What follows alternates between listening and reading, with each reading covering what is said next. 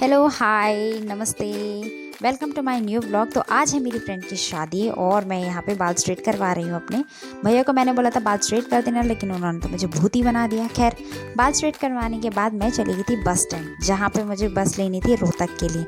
लेकिन मैं ऑलरेडी यहाँ पर लेट हो चुकी थी, जिसकी वजह से मेरी बस ऑलरेडी 1 घंटा लेट थी। खैर, मुझे बस तो मिली नहीं, मुझे वेट करना पड़ा। फिर आधा घंटे बाद जो थी वो मेरी बस मुझे मिल गई थी।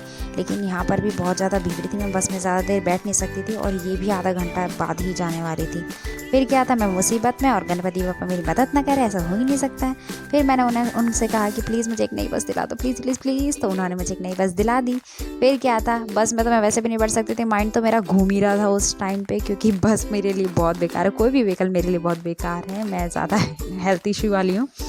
बस क्या था, थोड़ी बहुत टेंशन लेके मैं चल रही थी। लेकिन मेरा मूड ठीक कब हुआ, जब मैंने रोहतक का साइड वाला व्यू देखा है। वहाँ पे बिल्कुल खेत वेत थे और मुझे बहुत अच्छा लग रहा था, उत्तराखंड की याद दिला रहा था। बस क्या था, फिर मैं पहुँच गई थी। लेकिन यहाँ से भी जाने में मुझे थोड़ा सा बाइक का सहारा लेना पड़ा, कोई मुझे लेने आने वाला था। और फाइनली जो लेने आने वाले थे वो लेने आए। और उसके बाद मैं उसके घर की तरफ के लिए निकल गई थी। रास्ते में देख ही सकते मुझे क्या क्या मिल रहा था। लेकिन घर पे जाने के बाद कोई फ़ायदा नहीं हुआ, क्योंकि वो तो ऑलरेडी पार्लर जा चुकी थी। फिर मुझे यहाँ पे भाभी ने हाई किया और ये देखो उनका घर। और मुझे बहुत ही अच्छा लग रहा था। यहाँ मैंने अपना थोड़ा सा व्लॉग शूट किया। हवा भी बहुत तेज़ चल रही थी, तो मैं नीचे चली गई थी।